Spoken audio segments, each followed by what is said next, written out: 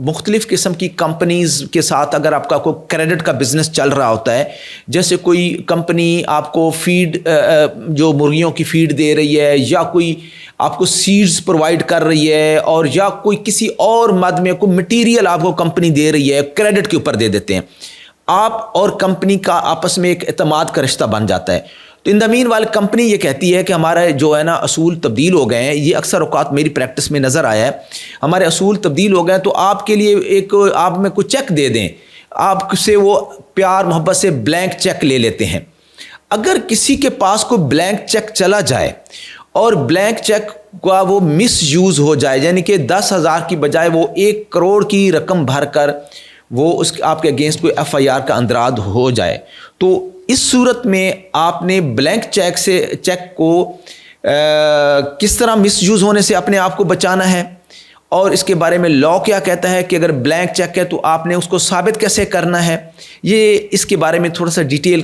سے بتائیے. دیکھیں، ایک پہلے نمبر پہ تو بات یہ ہے کہ 3 طرح کے سرکمسٹانسز یہاں پہ آ سکتے ہیں. اگر آپ کسی بھی کمپنی کے ساتھ کام کر رہے ہیں تو ان صورت میں پہلے نمبر پہ تو یہ بھی آ سکتا ہے کہ یہ آپ کا ایک کاروباری لین دین کے متعلق چیک گیا. دوسری صورتحال آ سکتی ہے اس میں کہ آپ نے ایز گارنٹی یا ایز اے سیکیورٹی چیک اس لیے دے دیا کہ آپ اس کمپنی سے جتنا مال اٹھا رہے ہیں ان کی تسلی کے لیے کہ بھائی میں آپ کو پہلے چیک دے رہا ہوں. اس تسلی کے اوپر بہت سی کمپنیز اور بہت سے لوگ اس وقت کام کر رہے ہیں کہ وہ آپ سے ایز سیکیورٹی پہلے چیک لے لیتے ہیں تاکہ کل کو آپ ان کو تسلی ہو کہ ہمارا مال یا جو ہم نے آپ کو سبسٹانس یا آپ کو جو بھی کریڈٹ کے اوپر چیزیں دی ہیں وہ کہیں پر بھی آپ لے کر آپ کسی طرح بھی بیچ کے ان کو پیسے ادا کریں یا نہ کریں. تو یہ سرکمسٹانسز آتے ہیں اور یہ ڈیلی سب سے زیادہ یہی معاملات ہیں جو کہ ہماری سوسائٹی میں بہت زیادہ ہو رہے ہیں. کمپنیز سے ہٹ کے بازاروں میں لوگ آپ کو مال اٹھوا دیتے ہیں، گورنمنٹس کی صورت میں کپڑے اٹھوا دیے، موبائلز اٹھوا دیے، آپ جا کے سیل کرتے ہیں اور بعد میں پیمنٹس ہوتی ہیں. یہاں پہ ایک چیز بہت اہم ہے، for the sake of argument ایک بندہ آپ سے بالکل بلینک چیک لے لیتا ہے. اب ایک میٹر تو فوری طور پہ یہ آ جائے گا کہ یہ چیک بھی آپ کا 3 سرکمسٹانسز میں آئے گا. ایک آئے گا کہ یہ آپ نے ایز سیکیورٹی دیا تھا، 489F میں فال نہیں کرے گا. دوسرا آئے گا کہ آپ نے یہ چیک گارنٹی کے طور پہ دیا تھا. تیسرا آئے گا کہ یہ جو چیک آپ نے دیا ہے اس کے اوپر اسپیسیفک اماؤنٹ ہی موجود نہیں ہے، آپ کی اماؤنٹ کو وہ بندہ بھر رہا ہے تو اس کو پہلے اس بات کو آ کے ثابت کرنا ہے کہ جتنی اماؤنٹ کا چیک اس نے آپ سے لیا ہے کیا واقعی اتنی اماؤنٹ کا مال اس نے آپ کو دیا تھا یا نہیں دیا تھا، اور کیا واقعی فلفلمنٹ آف این اوبلیگیشن کے لیے ہی یہ چیک دیا گیا تھا، اور کیا آپ اتنا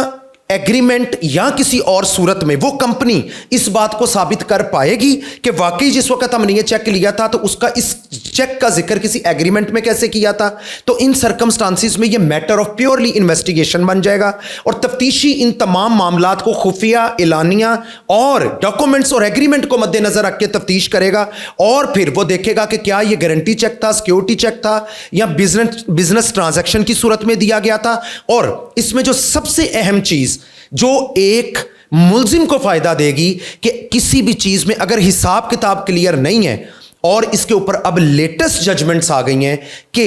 اگر کوئی بھی حساب کتاب کلیئر نہیں ہے اور چیک دیا بھی ہوا ہے، چاہے آپ نے اسپیسیفک اماؤنٹ فل کر کے دیا ہے یا آپ نے بلینک چیک دیا ہے، تو ان کو رینڈیشن آف اکاؤنٹ میں جانا پڑے گا، جس کو ہم اردو میں حساب فہمیدگی کہتے ہیں. اگر میں غلط نہیں ہوں تو رینڈیشن آف اکاؤنٹ یہ کہلاتا ہے، اور حساب فہمیدگی کے مد میں یہ آتا ہے. اس کا دعویٰ آپ فوری طور پہ جا کے دائر کریں گے کہ یہ کمپنی، یہ شخص، یہ دوسرا جو کمپلینٹ ہے، یہ پہلے آ کے میرے ساتھ حساب کرے کیونکہ یہ جو نفع ہوا ہے، نقصان ہوا ہے، یہ برابر ہوا ہے، اور اس کی صورت میں یہ 489F کی ڈیفینیشن میں فال نہیں کرے گا.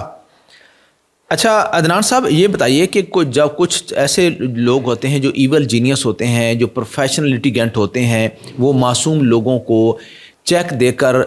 ہنس کے ٹال دیتے ہیں کہ اس چیک کا اگر آپ نے پرچہ کروا بھی لیا تو ہمارا کچھ نہیں بگڑے گا،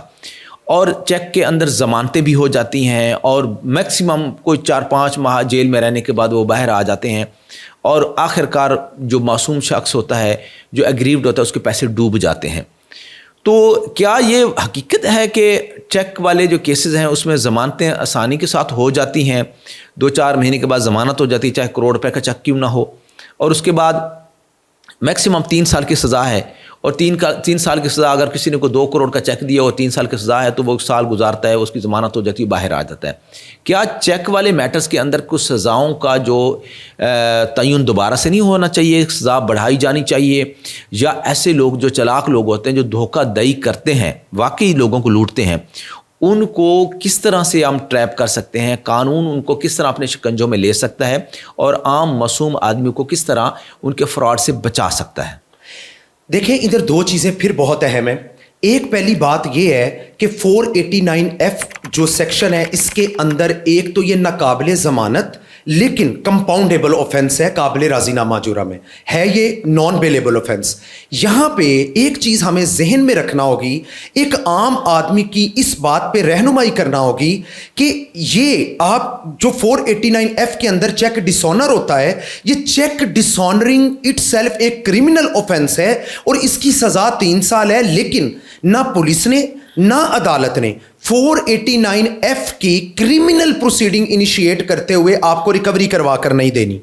کرمنل پروسیڈنگ انیشیٹ صرف اس بات کے اوپر ہونی ہے کہ چیک ڈسونر ہوا اور وہ اس کا ڈسونر ہونا ایک جرم تھا، لہٰذا اس کی وجہ سے اس کی جو تعین ہے اس وقت، جیسے میں نے پہلے بتایا کہ یہ پہلے بیلیبل تھا، اب یہ نان بیلیبل آفینس ہو گیا ہے، تو وہ اس کے اوپر اچھا اب 10 ارب روپے کا بھی چاہے چیک ہو یا چاہے 1 لاکھ روپے کا چیک ہو، اگر اس کی سزا 3 سال ہے تو عام بندے کو فوری طور پہ ایک سول کا دعویٰ جو کہ آرڈر 37 کا دعویٰ کہلاتا ہے، اور یہ اتنا ایک مضبوط دعویٰ ہے کہ یہ ایک سمری ٹرائل ہوتا ہے، ڈائریکٹ ایڈیشنل سیشن جج صاحب کے پاس سیشنز کورٹ میں یہ دعویٰ چلتا ہے، اور یہ اتنا سپیڈی ایک ٹرائل ہوتا ہے سول سائڈ پر بھی کہ باقاعدہ طور پہ اس کے اندر بھی جس دن یہ دعویٰ فائل ہو اور ملزم آ کے عدالت میں پیش ہو، اس کو ود ان 10 days اپنی ایک لیو ٹو اپیل دینی پڑتی ہے، اور اس کے اندر اس کو شورٹی جمع کروانی پڑتی ہے۔ اس کی بھی ایک ٹرمز اینڈ کنڈیشن ہے کہ اگر یہ دعویٰ میرے خلاف ہو جاتا ہے تو وہ پہلے یہاں تو اماؤنٹ جمع کروائے گا اتنی ہی لیول کی، تاکہ اگر میں جیت گیا تو اماؤنٹ واپس مل جائے گی، نہیں تو وہ چلی جائے گی مدعی کو۔ تو لوگوں کا رجحان اس طرف لے کے آنا ہوگا کہ کرمنل پروسیڈنگ کے علاوہ اگر آپ آرڈر 37 سول کا دعویٰ ایک پراپر فائل کرتے ہیں تو اصل میں آپ کی ریکوری ادھر سے ہوگی، اور اس کی جو سزا ہے اگر آپ اس کے باوجود آپ کے خلاف فیصلہ ہو جاتا ہے اور آپ ملزم ہیں تو اس کی سزا 489F کے اندر لکھی ہوئی سزا سے بھی کئی گنا زیادہ سخت ہے۔ لوگوں کو صرف یہ ایک رہنمائی دینے کی ضرورت ہے کہ فوری طور پہ چیک ڈسونر ہونے کے بعد جا کے اپنا کیس فائل کرے سول میں، تاکہ آپ کی ریکوری وہاں سے پاسبل ہو، اور اگر بندہ آپ کی ریکوری نہیں دیتا اس کو جیل جانا پڑے گا، اور جب تک وہ آپ کی ریکوری نہیں دیتا اس کو جیل میں رہنا ہوگا۔ آپ کا کہنے کا مقصد ہے کہ اگر کسی کے خلاف کوئی پرچہ ہو جاتا ہے، 489F کا پرچہ ہو جاتا ہے، تو پرچہ جو ہے وہ اس جرم کی سزا ہے جو اس نے کیا ہے۔ اصل مدعا جو ہے وہ حل ہوگا دیوانی مقدمے میں۔ دیوانی مقدمہ آرڈر 37 جن کے آرڈر 37 کا جو دعویٰ ہے، دیوانی دعویٰ، وہ سول کورٹ یا دیوانی عدالت میں کیا جاتا ہے۔ دیوانی عدالت اس کو جلد از جلد نپٹاتی ہے، میرے خیال میں 6 ماہ کے اندر اندر اس کو نپٹا دینے کی پابند ہے عدالت، اور اس کے بعد اس عدالت کی طرف سے ڈگری ہو جاتی ہے تو وہ ہائی کورٹ اور سپریم کورٹ تک وہ ڈگری مینٹین رہتی ہے، ایک بات۔ اور اس ڈگری کے بعد اس کی جب ایگزیکیوشن کی پروسیڈنگز آتی ہیں تو اس بندے کو پھر بھی پکڑ کے جیل میں پھینکا جا سکتا ہے، جو اس کے لیے مستقل سزا کا باعث بنتا ہے۔ اس کی ریکوری سے آپ جان نہیں چھڑا سکتے۔ ایک عام آدمی کو یہ پتہ ہونا چاہیے کہ پرچہ کروا دینا اس کا حل نہیں ہے۔ پرچے کے بعد آپ کو ایک دیوانی دعویٰ کرنا پڑتا ہے جس کی میعاد 3 سال تک ہے۔ اگر 3 سال کے اندر آپ دیوانی دعویٰ نہیں کرتے تو پھر آپ کا ٹائم جو ہے لیپس کر جاتا ہے۔ امید ہے کہ آپ کو یہ پروگرام جو ہے اچھا لگا ہوگا، اور اس پروگرام سے آپ کو آگاہی حاصل ہوئی ہوگی۔ آگاہی کے سفر میں ہمارے ہم سفر رہیے۔ اللہ حافظ۔